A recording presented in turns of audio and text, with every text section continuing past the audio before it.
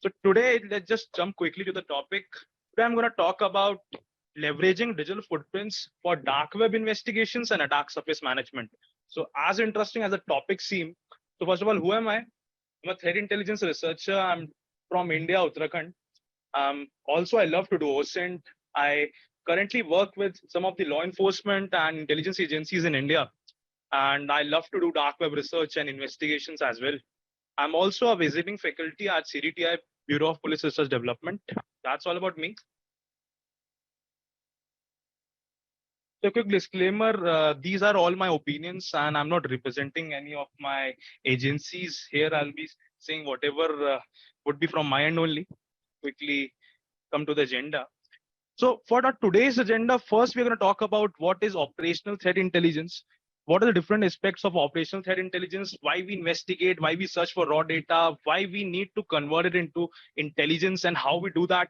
Then we are going to search for different sources of threat intelligence. What are the different sources, how to get through these sources, how to convert a raw data to intelligence. Basically, convert something that is not used for us, basically filtering out the data we don't need and getting the data we need and converting it into actionable intelligence. Then we're going to see different investigation tactics that we investigators use while monitoring or investigating on dark web. After that, we're going to see the essence of connecting surface web footprints for APT investigations and the need of digital footprinting and doing OSINT so that we can investigate to dark web as well. After that, finally ending the presentation, we're going to look at how we can do image forensics on dark web, how we are going to analyze the image that we get from dark web websites. So first of all, what is threat intelligence? Why we are doing threat intelligence? So as most of you already know, but still, identifying any upcoming or ongoing threats and mapping out different IOCs and TTPs of an attack.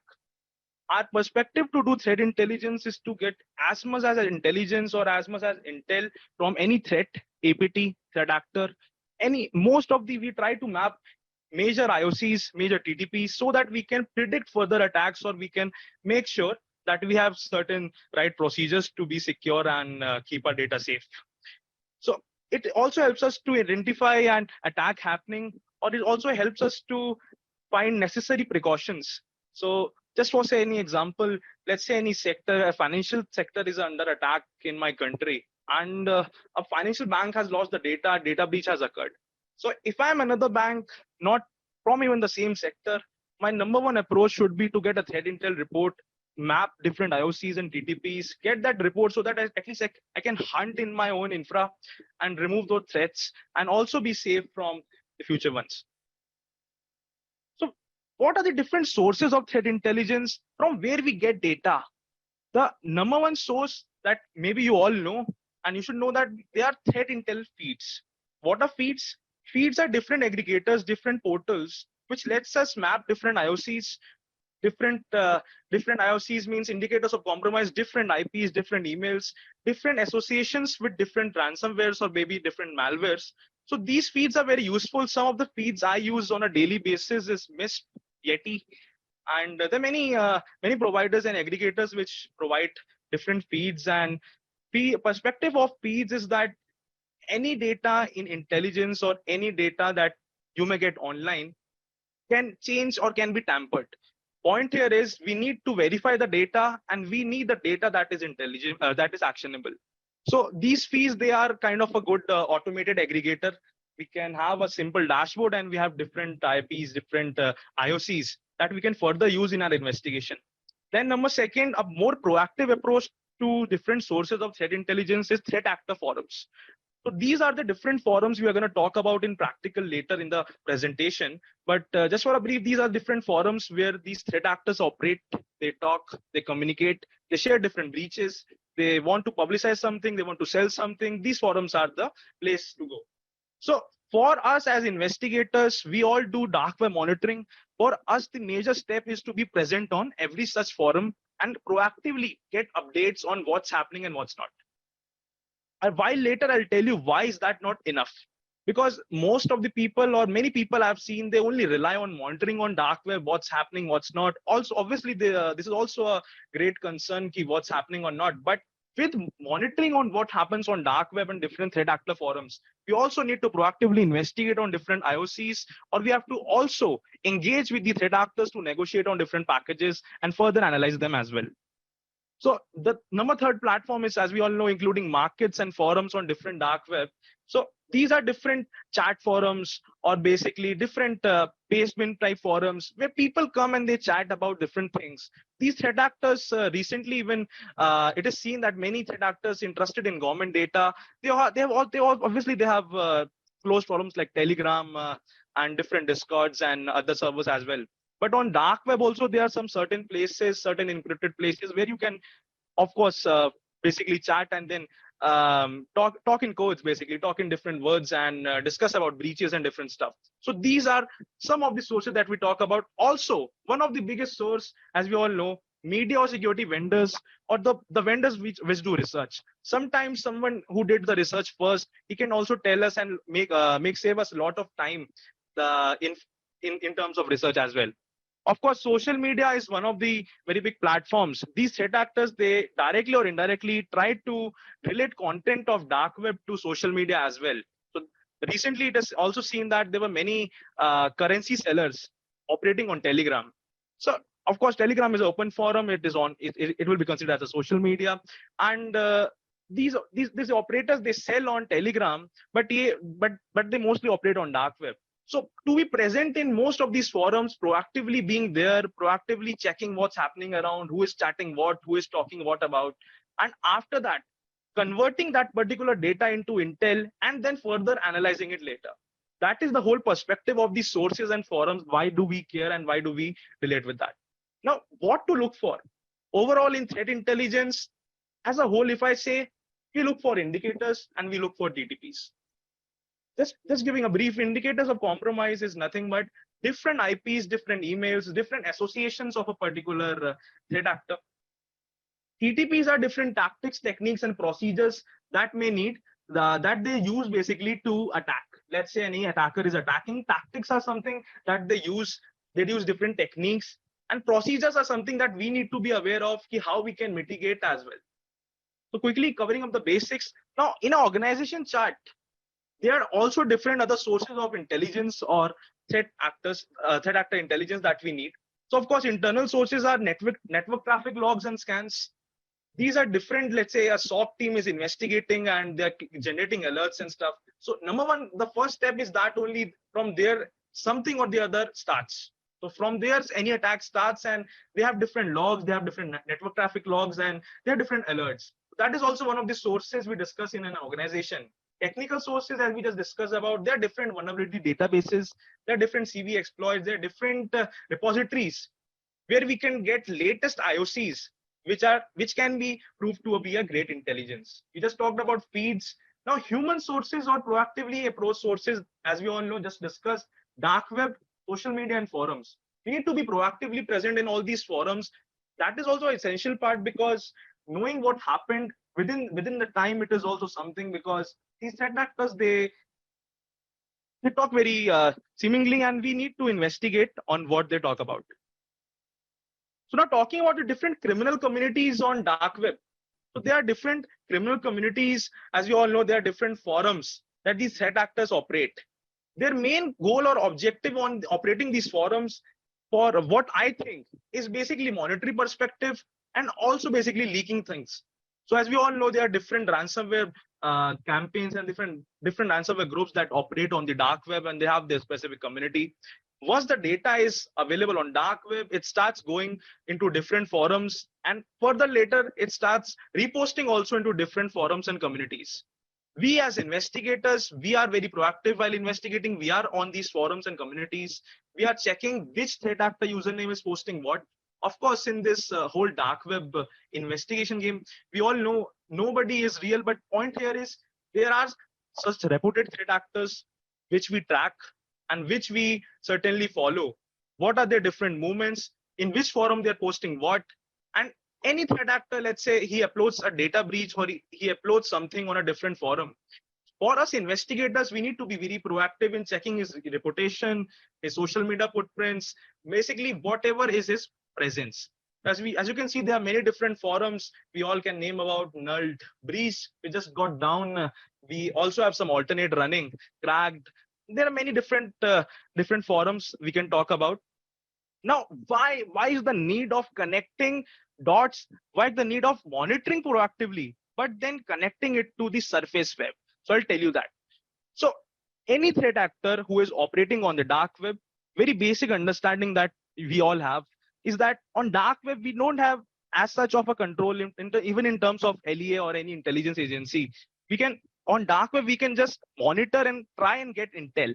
But after that, any person operating on dark web, he also have a social media or a digital presence. So any person operating on dark web, he must have a surface web presence.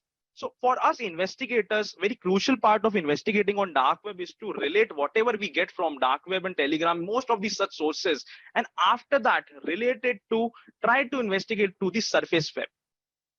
So why I think forums is a monetary source for threat actors.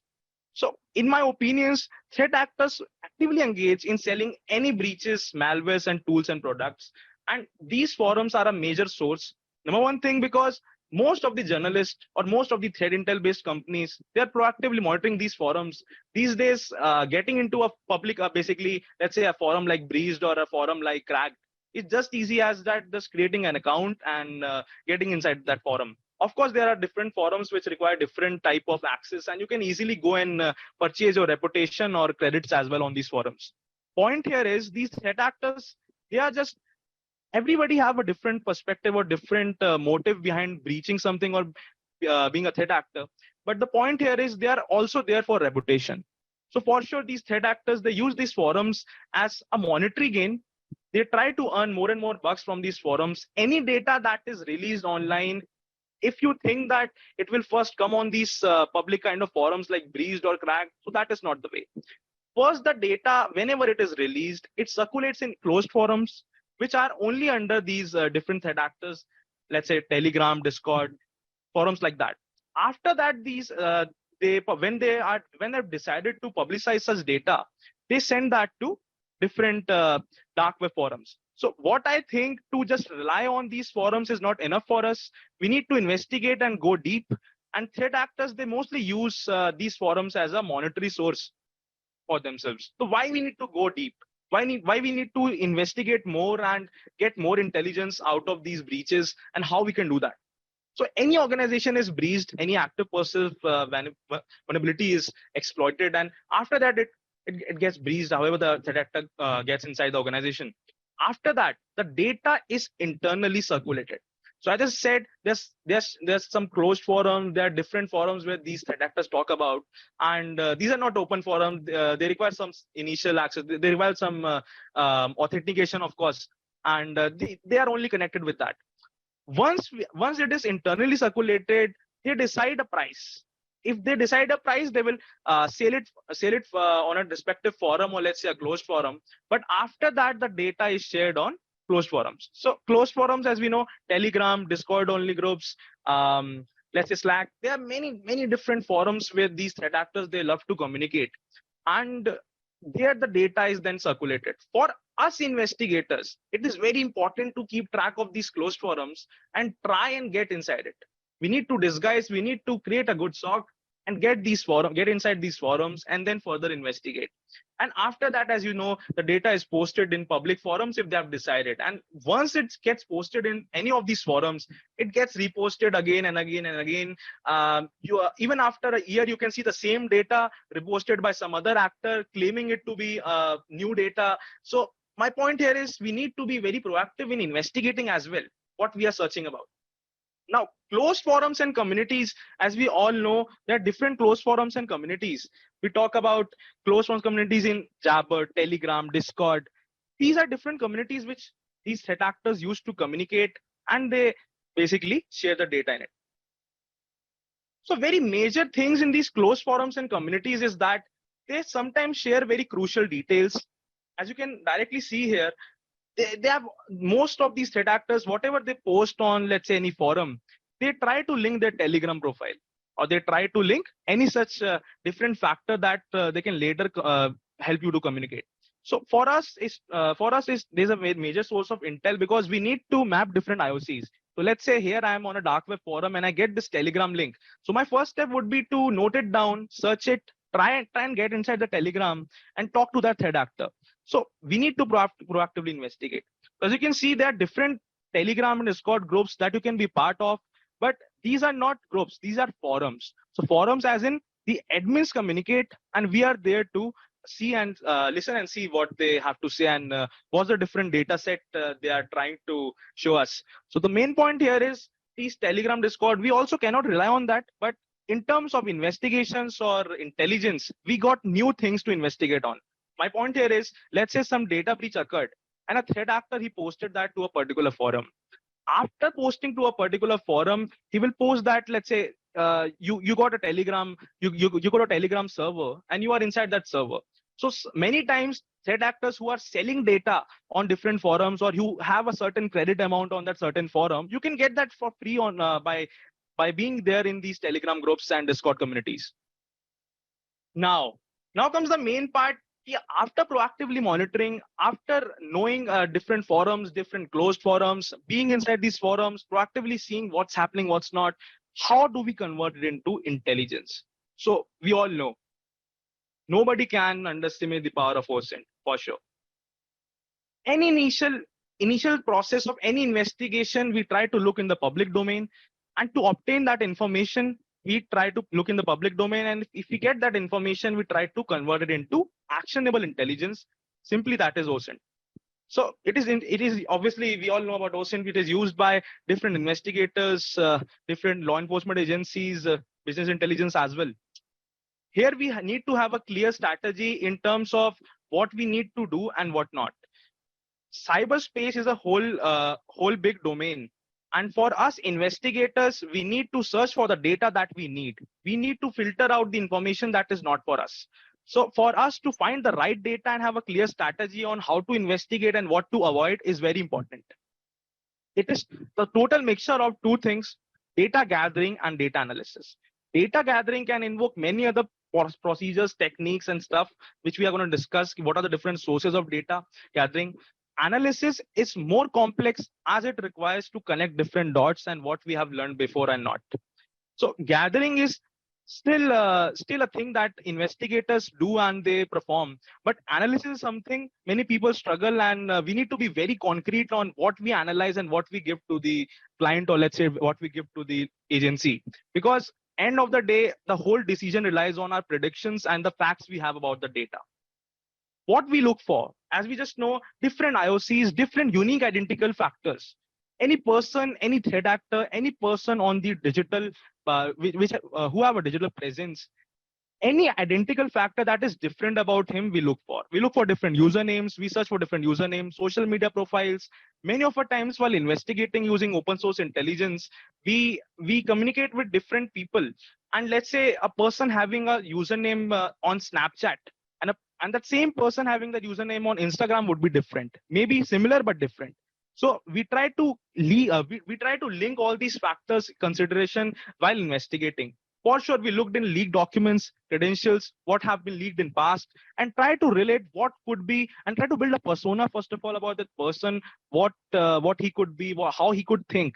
So social engineering also is a major role while performing OSINT. Now, what are the different sources of intelligence? From where we get intelligence, how do we do that?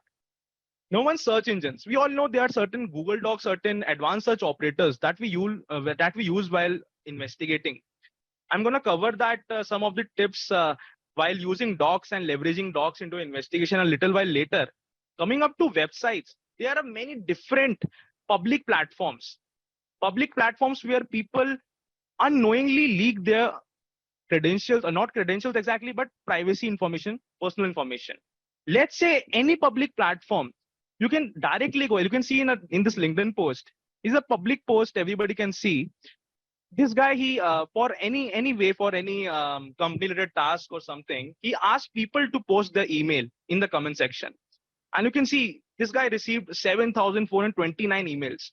I mean, look at all those people who have posted their emails online, publicly free. So my point being here is, even a small detail like email or even a small detail like your phone number and email. It is not small because we think, and normal people think that posting such details on social media or basically on these platforms will not make them caught, but they are very crucial. So as you can see, these details. So not even that. If you can directly just go on Google and search for "Hi, I'm looking for a job," and get any person, use docs and get name any person here. You can get a lot of data from Google itself. So as we all know how to leverage and use docs, but did you know that these public platforms, they are obviously indexed by Google, and we can easily get anybody's phone number and email address with it. So for sure, it depends on who have uploaded it or not. Point here is these details are very important and crucial for us investigators while investigating. You can see people, and these days I've seen this a lot on LinkedIn and on major of the job seeking platforms. People always forget to mask their sensitive details like the phone number, address, or email in their resume. If somebody is sending the resume to someone, I mean, if they're sharing it privately, that's fine. But if you're putting anything on a public platform, you need to be very well aware about what you post and what not. These days, there are a lot of open resumes that you can find online, and you can easily check any email or phone number or address being directly written on the resume. For us investigators, we try to look for that data. We try to look for different public platforms where any people, any person may directly or indirectly have put his footprints in it. Now, social media, as we just talked about, social media, we try to relate more and more things to social media because it is a surface web platform and we have some of the control over it. For sure, there are private accounts, there are closed accounts where we cannot get inside. But as terms of an investigator, we try to monitor different platforms, different forums of a particular username as well. Let's say I got a username from Telegram. I will try to look towards its public usage. I try to look towards different platforms where this username may be used. So that is also something we need to be very careful of. And third party, now comes the third party media and different resources. So tools, as we all know in open source intelligence, there are different types of tools and platforms that investigators use. The whole point of tools is good, but the whole point here is why we need to stop depending on them. I've seen many investigators, they only rely on tools, they only rely on one or two tools, and after that they say we have done some investigations. But the major point here is some of the drawbacks these tools may have. Of course, they are developed and maintained by a community. These open source tools, they're developed by a community, and you don't have any control over these tools as the source code is easily available online. And reliability may be questioned because these tools are open. But the point here is, the major point that we need to discuss is we don't need to rely on any one of them. So we need to, any tool we have, we need to understand the crawling mechanism behind it. Maybe it may be using some API that we can easily get for free, or let's say any method. So let's say if I'm using a tool, I have no control over it and I don't know if in 2 or 3 days it may go down. So while doing open source intelligence, the number one thing we need to be very well aware of are manual investigation tactics, proactively going and investigating on a particular suspect, then relying on not one tool, but as many as we can. Not relying on anything, but finding more and more alternatives for what we do. And one of the major reason is that also that OPSEC is a very concern thing that we are going to talk about later also in the presentation. But here, as we just see, while using any open source tool, OPSEC is also a major risk as we are giving our own data to that particular tool's database. If I'm investigating on someone, of course, I'm trying to find more and more details, but I cannot risk my own OPSEC. I cannot risk my own public IP, or let's say whatever I'm searching to go in the tools database and the tools community. Now comes leveraging docs. So as we just talked about, we all know what are different doc queries and how do we use them. The number one thing I would say is never rely on one search engine. We all know there are different kinds of doc or different types of search engines. Let's say Yandex have different doc queries, but the results are same. Point here is every search engine index data with its own type. So if I use a doc query on Google and I make a separate doc query or a doc query on Yandex, they may give different results, as we all know. So I've seen many investigators, they try and rely on Google only for using Google Docs, let's say. Many people doing bug bounty and different fields as well. But we also need to get alternatives and find different alternatives for different things. So Yandex, in terms of Yandex is very good in indexing Telegram. So on Google, if you will use any Google Doc, you won't see Telegram URLs. Okay, you will see only Google-based URLs where Telegram is mentioned. Telegram as a keyword is mentioned. Yandex is a search engine which also gives you Telegram indexable links. So there are different search engines like Bing, Baidu, and there are different things that we can do. Now comes a major part. A thing in Google Doc is that not every complex query will give you good result, and not a very simple query will give you a good result. You must know how to play with these docs and how to experiment with these.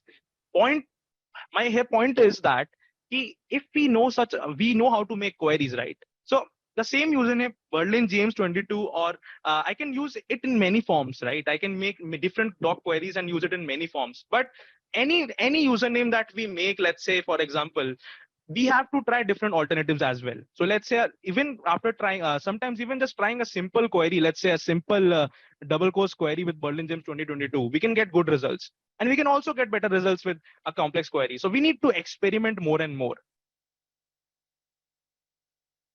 Now, there are many automated platforms that you can leverage while investigating and using docs. So Google Docs, Yandex Docs, or most of these doc queries, of course, I would suggest you to make your own doc query and then further proceed while investigating. But sometimes many of these automated platforms like Doc Search and AI-based platforms like ChatGPT can help you a lot while investigating. You can directly use these as to leverage in and better your investigation. Now, a thing I use very often, and a trick or a tip you may understand, while investigating on any suspect that is abroad or from a different country, if I'm investigating it from my own source IP or source somewhere, so let's say wherever I'm sitting, right? So I'm investigating and searching and asking Google to give me results on basis of that. But Google is giving me results on my current location. So I also need to change my location through a VPN server, and also you leverage such websites like I search for from, so that it gives me result from that country as well. Let's say I will change my VPN and proxy through Pakistan while searching something from Pakistan. And I've also changed my device and language to Urdu. Now when I will start my Google Doc query, I will get more refined results. That's what I've noticed and I've been using from a quite while. And I may also suggest you all to investigate and try using it. One more little thing that we investigators use, and something that I use very often. Let's say you are searching in any different country's language, like any native language of Pakistan. If I'm searching a Google Doc query with in general English, but if that particular country, you can find more data with the native by using the native language in doc queries as well.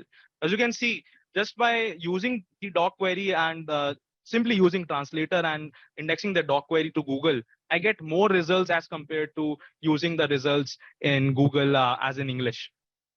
So these are some of the sources we just talked about. I just talked about Pastebin, and there are different closed forums as we just discussed. But there are some certain repos also, just like Pastebin, DeepPaste, and archives. So there are different archives where we can easily find many data mapped to different people. So we need to be very proactive in getting to these repositories, getting to these directories, and basically searching for data and trying to get any intelligence out of it. Now, what are the different human factors? Human intelligence, as the name occurs, easy as that. So why we need to have these human-based approaches? Number one thing, if you are present in any dark web forum or community, you need to research on the source. Any threat actor who puts anything on the internet, on the dark web, let's say, for example, I need to search about his background. How do I search about his background? I will search in different forums. I will search in different forums about how what is the operation of this threat actor in different forums. Let's say somebody with a username Bernal James, he's operating on Breached, and he's posting a similar database on Breached, but he may post something else on Nult, or maybe something else on Cracked, or maybe I can get his Telegram on some other forum. So on dark web, just like we search in social media, right? If we have something or suspect something in Facebook, we try to search that to Instagram as well. Same goes on dark web. We try to relate that to different forums. So how do we do that? We do that by creating sock puppet accounts. What are sock puppet accounts? As the name occurs, these are fake identities, or these are name-based identities that we make to investigate and talk further to the threat actor. So any threat actor, why would he talk to me? I would convince him. I would talk to him genuinely. I would create different strategies while talking to him and understand what is their motivation, what are his likes and dislikes, and basically try and engage with that threat actor. So engaging with threat actors is very important, as this may reveal a lot of info. Many of the time, these threat actors, while just negotiating them for ransomware packages or different packages, they reveal a lot. And for us investigators, all we are looking for is different perspectives, is different intelligence and data factors. So these are something that we generally look for. So what are different approaches while we talk to different threat actors on the dark web?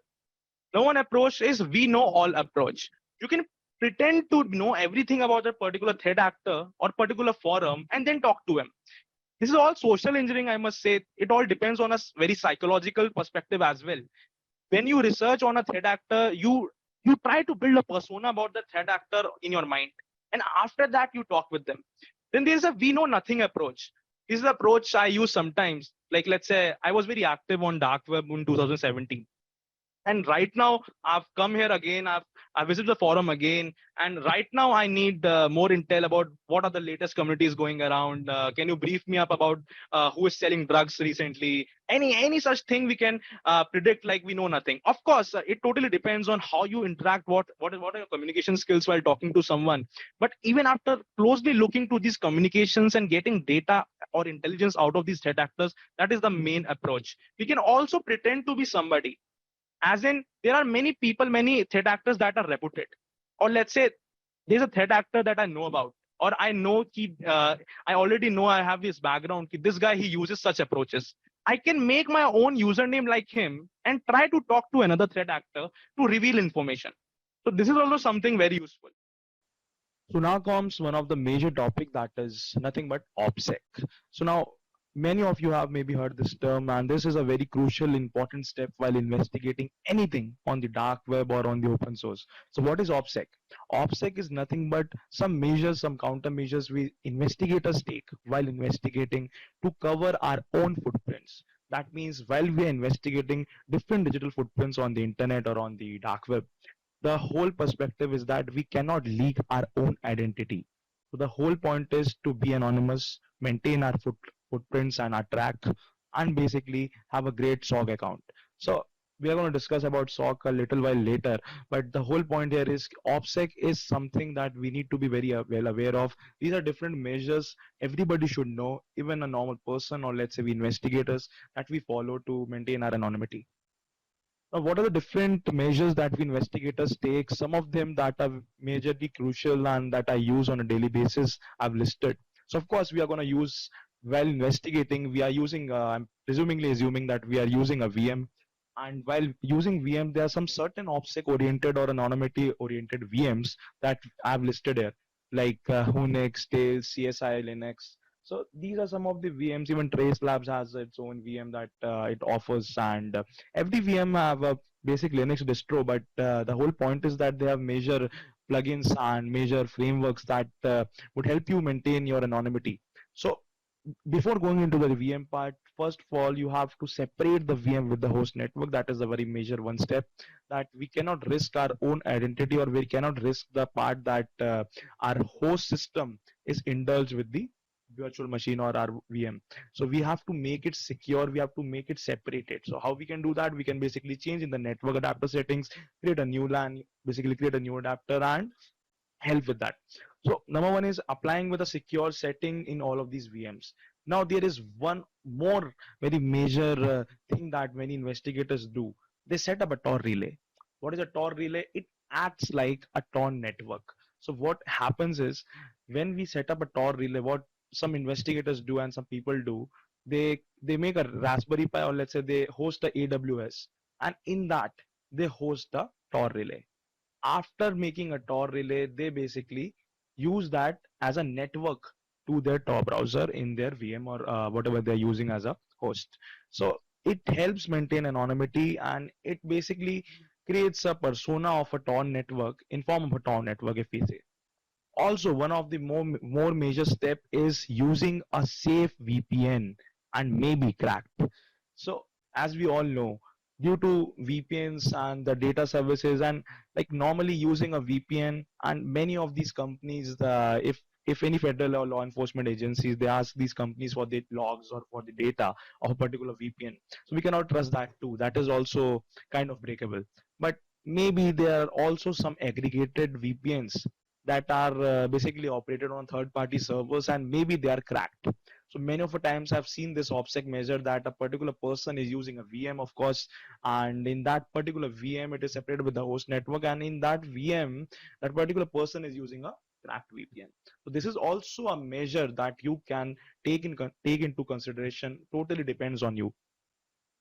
So as I just said, make a wall between your host and system. So that's the only thing you have to be very aware of. And that is not only the only thing. The or one of the major things is that also that whatever you communicate on the dark web or whatever you communicate on these browsers, whenever using third-party tools, platforms, or even maybe Google, you need to be very well aware of about what you search, because with Google, with also your browser cookies, UID, and many other things, you are giving those data factors to these companies. You are giving these pointers, your footprints to Google, and even to the tool itself.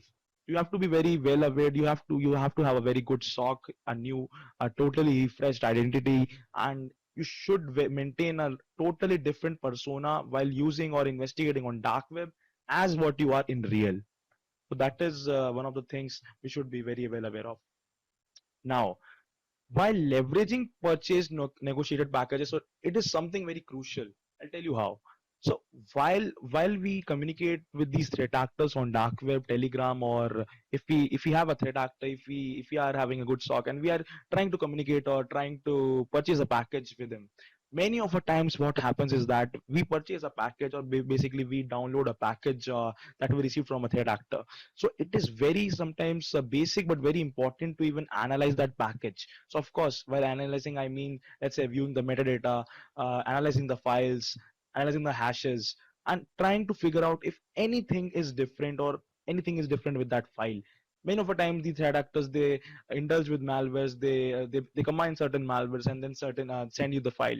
So it is also a crucial aspect to analyze the file and know what is behind it. Many of the times, these guys, they compile different PDF documents, or let's say different documents into a single zip file. And for compiling those documents, they use certain softwares, let's say Adobe or 7-Zip or many different softwares. So if you will check the metadata, many of the time they forget, and it is important for us investigators to at least have a basic check. Let's say in this example that I've taken from the internet, you can easily see this ransomware file, jigsaw ransomware, and that guy's C usernames is visible. That is Moises. I've seen many people demonstrating that too, because this is a very great example that we investigators also take in consideration while checking for different factors in a file or ransomware related document, or let's say any file. Now comes one of the very major and interesting topic about this presentation, that is leveraging images for dark web investigations. Now, what does that means? That means while we are investigating, while we are taking things into consideration, it is very important to also take images into consideration. So what does that mean? There are certain marketplaces, there are certain dark web forums where people list their products, let's say drugs, let's say weaponry, let's say fake credit cards or gift cards. So for listing that, they obviously use an image. We all know that, right? But what if I tell you, if we will look for these images and analyze it, we can find a lot. So just taking an example, I found the same page. I found this page on a dark web forum. They said they sold different weaponry. So as you can see, let's say we choose a weaponry. Let's say we choose a photo. Let's say I've selected this photo. So the photo in the rightest corner, what I did, I basically saved the photo itself, right? But as you can see, the whole photo is a bit blurred and a bit basically messy. I cannot exactly identify also many of the things written behind the painting and many things as well. So I'll use a AI based tool to clear this. So there are many AI based tool. The one of them that I use very often is Remini. Remini.web or Remini.ai is one of the tools that we investigators and many of the people in the community they use to clear images for free. So let's say I cleared the image and I try to make it more better, right? As you can see, now I can see that in the background it's written Winchester.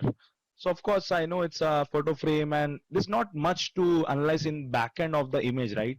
I can see in the right hand side it is looking like a safe or let's say a crate or a locker.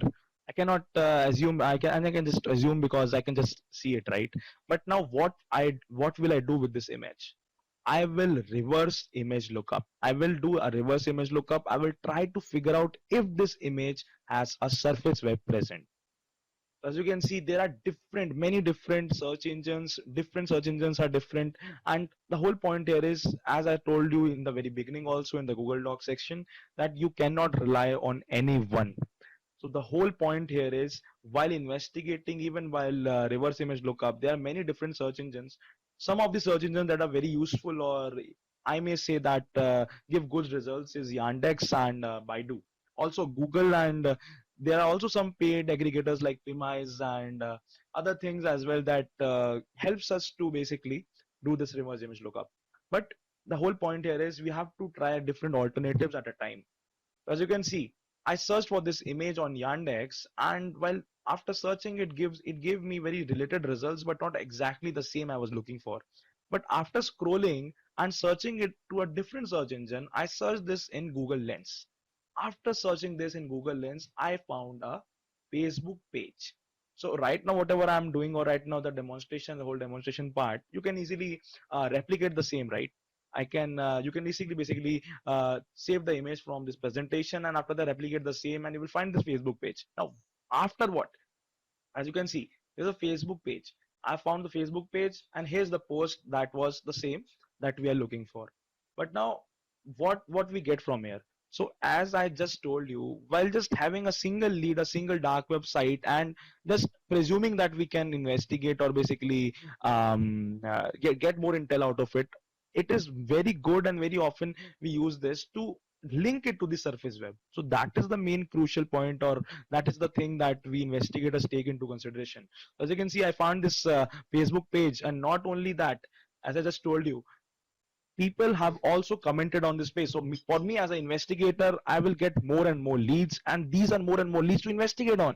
I will search on this person's profile. I will try to look and relate more pointers while using docs, different sets. And as you can see, even the Facebook page, it has mentioned about me phone number and email address. I'm not saying it's a legit email address or legit phone number. The whole point is I've gathered more leads to investigate on.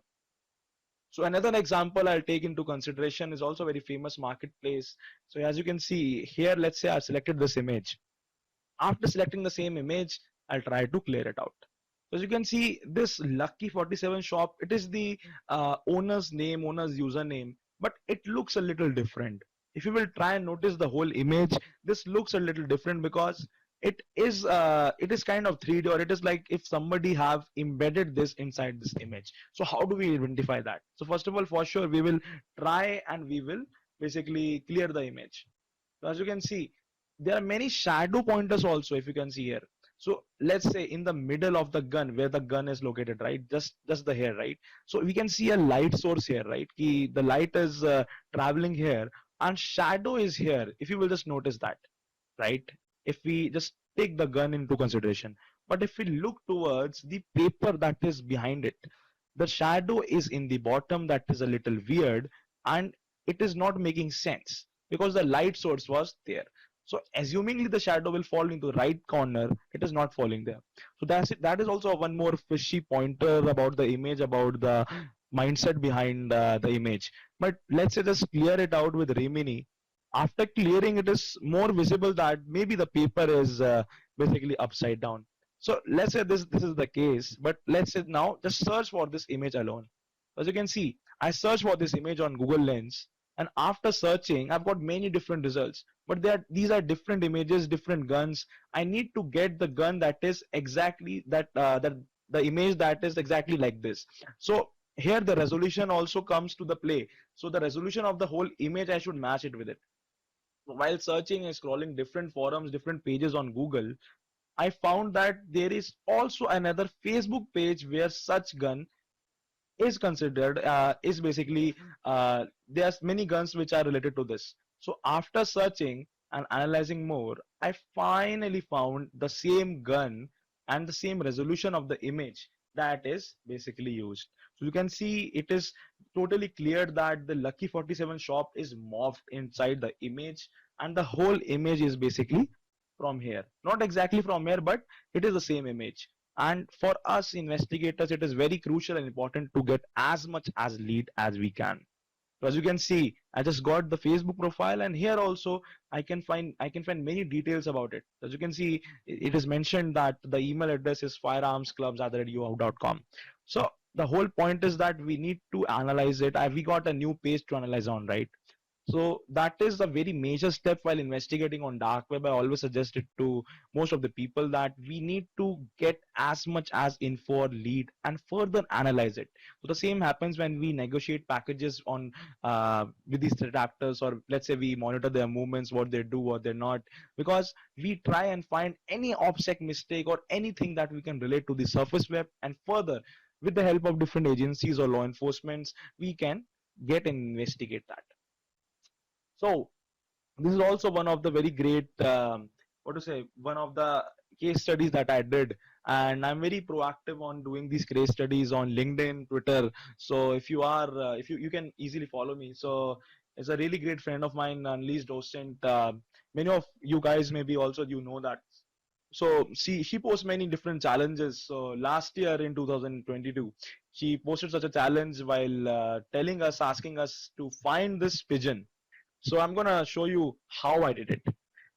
So just while looking to this image, this pigeon is standing above this pillar, and there are different graffitis, different figures, and maybe designs on this pillar, right? But me from India, and I've no interest in these graffitis and all. So of course I need to research on it. So before analyzing the background, I researched on this pillar. So basically, what I did was I cropped the section of this particular graffiti, and after that I rotated it and cleared it. So as you can see, first of all, I cleared it, and after clearing, I made different samples, different crops to basically investigate on. As you can see, there are different positions, flipped positions of a particular letter, because I don't know what language it is, right? I cannot understand it. So after doing that, I separately reversed image looked up it. So basically, I used Yandex, I used Google, and different things. After that, I got to know they are called graffiti tags, and the language is somewhere similar to German. And this is what I've written the whole thing in my blog section also, and you can of course replicate the whole investigation that I've done here. So it is called, as you know, I got to know it is called urban tags, and the language is similar to German. So that is the number one lead I have. I'm not assuming many things with that, but it is something that I've got now. Now comes the whole part. Now let's say if you will just simply search this whole image on Google, what you will get. As you can see, Google is not able to focus on anything here. You can see it is giving me different results, but not the results with the image. What if I cropped, I asked Google to just focus on a particular area. Of course, we have a resize option while searching for images on Google. But if I resize and just try to focus on the pigeon or the scenery behind, that is also something that I won't have, because Google is still not helping me with the thing. But what if I will try and basically, what if I will try and remove this pigeon from this picture? So how will I do that? So there are different certain AI based tools that helps us remove a basic object. So what it does, it simply multiplies the whole image with the background colors, and while doing that, it does that, right? So here the whole point is that when I remove the whole image, the whole pigeon image, and now when I searched on Yandex the same image, and even I focus that to the particular scenery, I have got a lead. So as you can see, there's the same house, or basically the same building that basically we had in the background, but still not we are confirmed that it is the place. You know why? Because the whole building can be same, but there are different identical factors about the image that we need to investigate on. So as you can see, the whole background in the image, there's a certain tree in the right side. In the left side is the image, but what makes it different is the marble on the basically building, right? So we after that what I did, I'll tell you. So while investigating, I got this. Of course, I've got this section, but the whole point here was I need, and it was from CZ Republic, which is a city near Germany. So it is also one of the lead I get that these. That is very crucial, because while investigating, we get very small little leads with no facts, but we need to take that into consideration and proceed. So the same happened. I got to know it is bordered by Germany, and it is a country that is near to Germany. So that is something I found. So after that, the exact thing that happened was I visited that page on Google Earth Pro. So what Google Earth Pro helps us with is it shows us very 3D point of view of different buildings. So let's say after getting to know the place, I got to that place and now I open the street views. So what will street view do is it will give me a 360 view of that particular place. So I got to that page and I got to the place exact where I could think the pigeon would sit. As you can see, finally after investigating and trying and finding different factors, different leads, I finally found that this is the place maybe the image could be, the pigeon should be sitting on. But now the main task was to search for different pillars. As you can see on Google Earth Pro as well, while using street views, we can move forward as well. As you can see, after moving forward and got to know different things, I was able to find the exact pillar with the exact house where the pigeon was sitting. So that is the thing I did, and I did it in very shortest time while Mrs. Osend Unleashed, she uploaded the challenge. So basically, I did it with a very shortest time, and she appreciated me. So that is one of the thing. Now comes a very major part that we're going to talk about. That is how FBI caught breached forum administration. That is a case study I was going to not mention in this presentation earlier, but I thought it is a really great idea for people who don't know about this to know, because it relates to the whole presentation. So why I'm going to talk about this topic. So how exactly Breach Forum, such a great forum, such a popular forum on dark web, everybody from journalists to threat intel companies to beginners to learners, everybody knew about this Breach Forum if they are part of the cybersecurity or threat intel community. So how did they able to find Pompurin, who was the administrator here? So Pompom Purin, he was a username, he was a guy who was operating this forum with other administrators as well. So this guy was operating this forum from quite a while. So how did they able to crack that? So as I told you in the very beginning, everything goes around from OPSEC. So as you can see, this guy, he was under many target, and the whole administrator forum, the whole breach forum was basically monitored and being investigated by FBI, but different people and different agencies as well. What this guy did was he made an account on Intelex. Now, Intelligence Act X, as we all know, there many of you may know, and if not, it is a OSINT, or let's say it is a basically it is a tool for us investigators to get more leads in the open source, and many of the times get repositories or blank text that could help us lead to investigation on any asset, let's say email, phone number. So this guy, he is also, of course, part of the criminal security community, but this guy, what he did was he made an account on breached on Intel X with his username. As you can see, he used the Proton Mail, and he used pompompurin at the rate riseup.net. Now he used his own username, and after that, Intel X directly investigated the IP, the host IP, the login IP, and after that they reported that to FBI. After reporting, FBI suddenly got there and arrested this guy. You can see even his photos are visible. You can see on I said you that only, right? Everything is end of the day OPSEC. From his mother's Facebook account, they were able to even get his photos. This guy's photos. He's a 13-year-old kid. You can see, no? And just because of less OPSEC measures, this guy just created an account out of nowhere, and they were tracking them. They were tracking him for a long time, and they got the lead, right? And after that, he was arrested. So by ending the presentation, I would like to say, end of the day, it's the OPSEC game. So that means that whatever you do or whatever I do, whatever we investigators even do, end of the day it's the OPSEC game. End of the day it's all about how OPSEC oriented you are, how much basically how while leveraging or while even investigating on the dark web, you must also maintain your OPSEC. But these criminals, many of the times they also forget and do a mistake.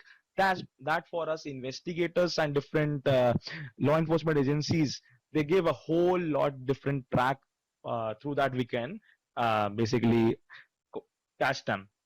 So that is a strength and a weakness, and also one of the more very different perspective of investigating on dark web and ending the presentation is favicon hashing as well.